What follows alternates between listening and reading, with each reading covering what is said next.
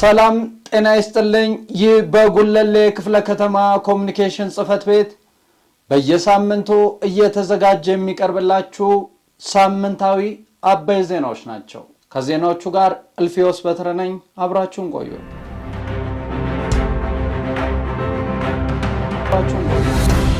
ኢትዮጵያ መርጣለች፣ አሸንፋለች። የጉለሌ ክፍለ ከተማ አስተዳደር ከአጠቃላይ አመራሮች ጋር በሰባተኛው ሀገራዊ ምርጫ የተያዙ ግቦችን ለማሳካት የተከናወኑ ስራዎችን በመገምገም በቀጣይ ተግባራት ላይ ውይይት አካሂዷል። በአዲስ አበባ ከተማ ምክር ቤት የመንግስት ዋና ተጠሪ ዶክተር ማሾላና፣ የጉለሌ ክፍለ ከተማ ዋና ስራ አስፈጻሚ አቶ ወልዴ ወገሴ፣ የብልጽግና ፓርቲ የጉለሌ ክፍለ ከተማ ቅርንጫፍ ጽህፈት ቤት ኃላፊ አቶ ይከበር ስማቸው መድረኩን የመሩ ሲሆን ምርጫው የኢትዮጵያን የዲሞክራሲ ስርዓት መሻትና ቁርጠኛ አቋም ለዓለም ማሳየቱን ለህብረተሰቡና ለሁሉም ባለድርሻ አካላት ምስጋናቸውን አቅርበዋል። ሰባተኛው ሀገራዊ ምርጫ ዲሞክራሲያዊ፣ ጤናማ፣ ገለልተኛና ሰላማዊ በማድረግ ሀሳቦችን በሚዛናዊነትና በፍትሃዊነት በማስተናገድ የጸጥታ አካላት ገለልተኛ ሚናቸውን በመወጣት ሲቪል ማህበራት፣ ተፎካካሪ ፖለቲካ ፓርቲዎች፣ ሁሉም የህብረተሰብ ክፍሎች የድርሻቸውን በማበርከት ጉልህ ሚና መወጣታቸውን ጠቁመዋል።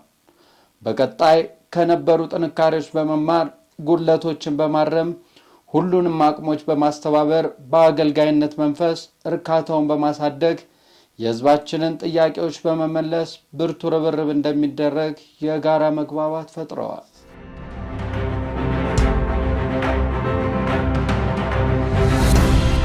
የኑሮ ውድነትን ለማቃለል የወድ ገበያ ማስፋትና በተመጣጣኝ ዋጋ ምርቶችን ማቅረብ እንደሚገባ ተገለጸ። በጉለሌ ክፍለ ከተማ በ10ሩም ወረዳ በተለያዩ በተመረጡ ቦታዎች በቅዳሜና እሁድ ገበያ የከተማ ግብርናና የኢንዱስትሪ ምርቶች በተመጣጣኝ ዋጋ መቅረቡ እንደቀጠለ ነው።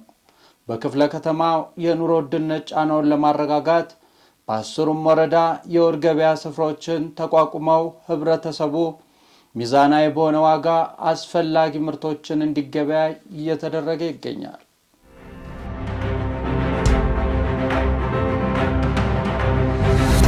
የመልካም አስተዳደር ችግሮችን በመቅረፍ የአስተዳደሩን አገልግሎት አሰጣጥ የተሻለ ለማድረግ በቅንጅት እየተሰራ መሆኑ ተገለጸ።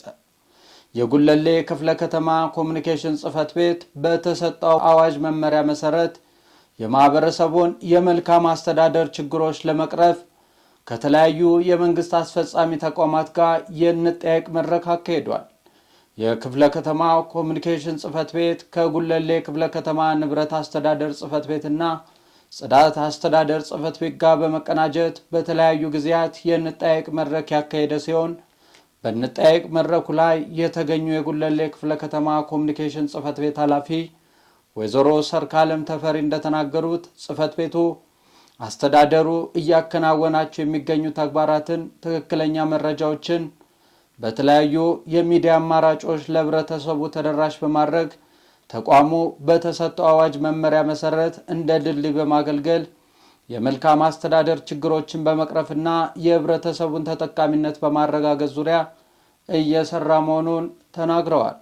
የተለያዩ የተቋማት ኃላፊዎች እንደተናገሩት የክፍለ ከተማው ኮሙኒኬሽን ጽህፈት ቤት ማህበረሰቡን ከአስፈጻሚ አካላት ጋር ገጽ ለገጽ በማገናኘት በጥንካሬ የሚሰሩትን በማበረታታትና በክፍተት የሚታዩትን የቀጣይ ዕቅድ አካል በማድረግ በማረም እንዲሰራ በማድረግ ኃላፊነቱን እየተወጣ መሆኑን አመስግነው ተግባሩን አጠንክሮ ማስቀጠል እንደሚገባ ተናግረዋል።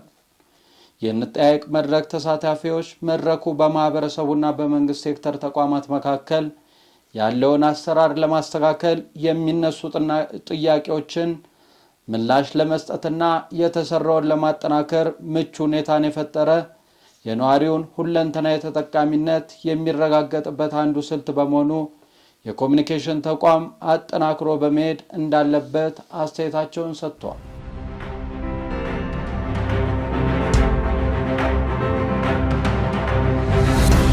የአገልግሎት አሰጣጥ በአግባቡና በተቀላጠፈ መልኩ እየተሰጠ መሆኑን የአገልግሎት ቀን ምልከታ ተደረገ። በክፍለ ከተማው በባለ ጉዳይ ቀን አገልግሎት አሰጣጡን ቀልጣፋ እንዲሁም ማህበረሰቡን ለማርካትና የተገልጋዩን እንግልት ለመቀነስ የሚያስችል የተቋማት አገልግሎት አሰጣጥ ተጠናክሮ ቀጥሏል። አመራሩ ባለሙያውና ባለድርሻ አካላት በባለ ጉዳይ ቢሮ ቁጭ ብሎ ማገልገልና ወቅቱን ጠብቆ ምላሽ መስጠት ስራ በተቀናጀና በተጠናከረ መልኩ እየተሰጠ ይገኛል።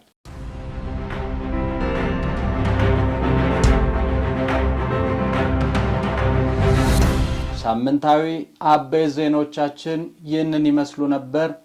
ለተጨማሪ መረጃ የማህበራዊ ሚዲያ ትስስር ገጾቻችንን ይከታተሉን። መልካም ሳምንት።